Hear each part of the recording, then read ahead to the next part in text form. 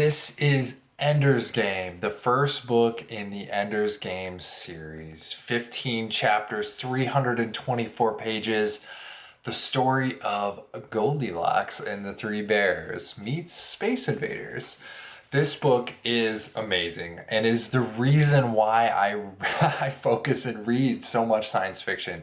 I used to be a realistic military fiction, Band of Brothers, Tom Clancy, you know, spy novel nerd. And then I read this book and I've been on a sci-fi binge ever since. This one is so much fun and it's super compact.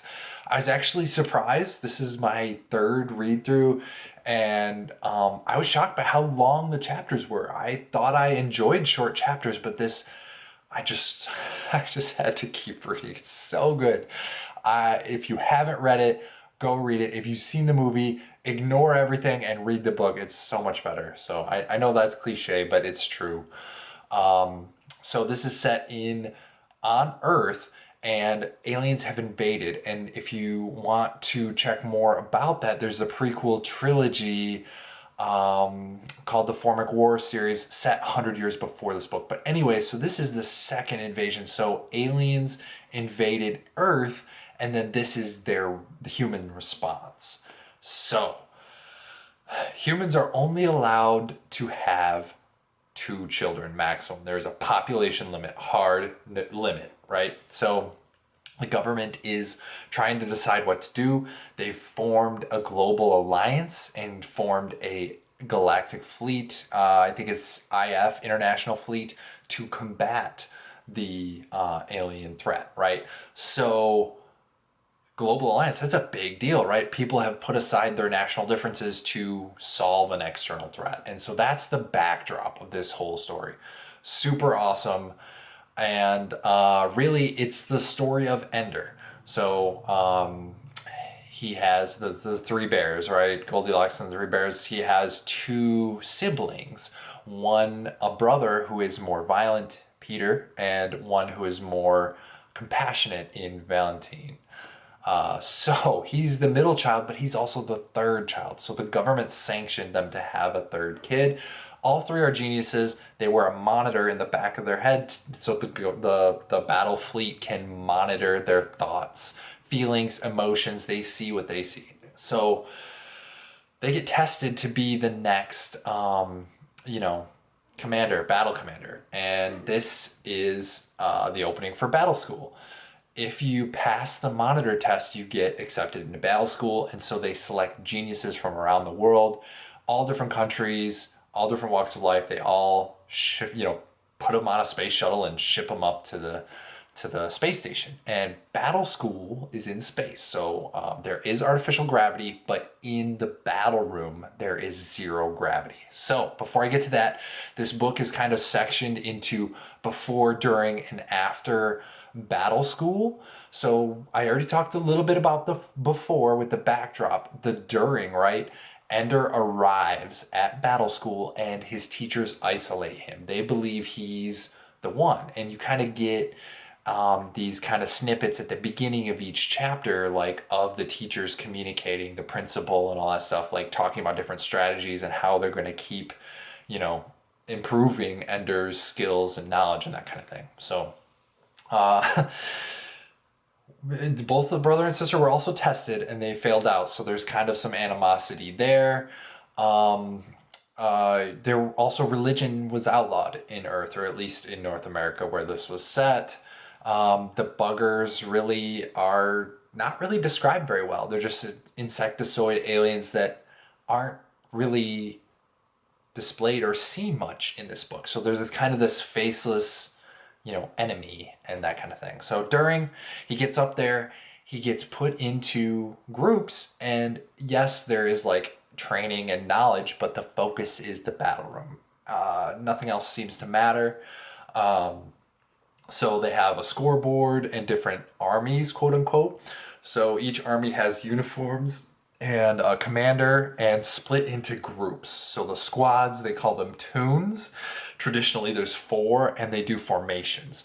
So, give me a giant wedge and go get the other team, right? So this is a game of laser tag in 0G, and the enemy team has a gate. So when you enter the battle room, it's just a giant cube, and the gate is where you come in, and then underneath it there's like a win condition thing. So you need 4 helmets or 5 helmets, 4 to open and then 1 to go through for win condition. So you have a suit, a haptic suit that freezes when you get hit. So if you get hit in the arm, it freezes your arm in whatever place you're in. If freezes your legs, your whole body, you get stuck in whatever position. So you can disable your enemies and then go get in the gate, right? War games. And Ender starts off at the lowest rung. He is 2 or 3 years younger than the youngest person in the army. So, of course, the commander's like, hey, you don't do anything. You come in a few minutes after the battle starts. You don't move. You just look. You're just there to observe. And, of course, that's no way to learn. He learned about the game, but he didn't get any experience, right? He wasn't doing anything. So the first game is a loss. And then the second game is a draw. He's actually able to laser the people while they're going through the gate. So he's frustrated, right? He doesn't have any way to grow and learn. And he comes across somebody in the army in Petra. She can possibly be considered a friend in that she agrees to train him during free time. So they do some training. She teaches him how to shoot. And then he eventually moves on and does his own experiments with other launchies from his group. So when they launch together up to the space station, that's the launch group, the launchies. So the newbies. This is a big deal. I don't want to talk about every single battle because that is the heart of this book, is the battle room and the battles, and that's what makes it so much fun, right? He's against all odds, a younger than everybody else, trying to grow and learn and all that stuff. Super fun. Really enjoyed the battles, the formations, the stars, everything about it was super awesome. And of course, the teachers are ramping up the difficulty, making it more and more difficult to see how Ender progresses and if he can be the one to save humanity. So, against all odds, good stuff. And throughout this, it's just a breakneck pace. Traditionally, it was like 1 battle a week, but they crank it up to a battle every day, up to even 2 battles a day. So it's super insanity. And he's got this fantasy game. So on off time, they do studies, and he has a computer tablet desk type thing, and he plays the fantasy game. And so the fantasy game, you get to the giant, he serves up 2 drinks, both filled with poison, so it's a lose-lose situation, and it's to analyze the student's profile and see how they handle an impossible situation. So that plays into the whole story. Don't want to give anything away, but that's a big part of this. And then, of course, you've got command school. So you get from battle school to command school. So Mazer Rackham, the hero from the previous Bugger Wars, is now training Ender. He doesn't give him any sleep, any rest. He wants to keep him on edge, and it's on a former alien base in Eros, out in the solar system there. And while this is all going on, you've got Locke and Demasius in back home, which of course are his brother and sister. So national politics at a global scale, and he's out there, trying to save the Earth, but they're out there dividing up Earth kind of thing. So that was interesting. And of course, he's got victory at what cost, right? Am I winning? But what am I giving away in order to win? And then, of course, the Anciples are revealed, which sets the stage for the whole rest of the series. And I did want to say that this is the second book series where I've read that the author in the preface has said, I really wanted to write the sequel, the book 2. That's the story that I really wanted to write. And I'm just like, what is going on here? I thought sequels were supposed to be worse. But so really, Brandon Sanderson and Orsen Scott Card both wrote this to kind of get to set the stage for book 2. So anyways, the Anciple plays a big part, and it's interesting because it's a machine as opposed to the biology. The buggers seem to, move instantly. When one detects something, others, react instantly. So it appears that they're mind-to-mind communication. And then, of course, you got post-battle school.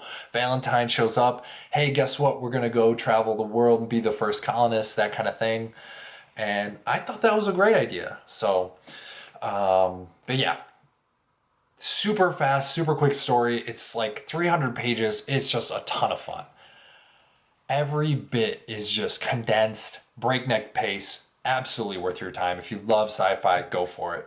The only things I didn't like were the killings. There are violence in this, right? You can't be a super awesome military general without violence, so there is a little bit of that in there. And of course, he had only one loss and one draw. That seems like a little bit excessive for like no mistakes, win at all costs. I feel like you gotta make mistakes at some time. Even if you're a super genius, you still make mistakes. You're still human, right? So, I don't know. Either way, one quick funny story about this before I go. My second read through, right? So I went on my honeymoon. My wife and I, we traveled, and in the airport, I was afraid that my credit card would, if we didn't have my credit card, that we would be out of money. So I put some money in between. I had the box set with the 4 books, and I put the money in between the books, thinking that, oh yeah, it won't slide around or whatever. So when I went through the scanner, they couldn't tell what it was. They were like, so they pulled me aside and were like, we're scanning your bag because of this. And I was just like, what? It's money. I put money so that I would have something. So that was a fun memory. And I think the first read through, I literally read this in like a day. I just couldn't put it down. I sat on the beach and just read it on a vacation. Good reading. Enjoy it. It's so much fun. So remember to buy your books used.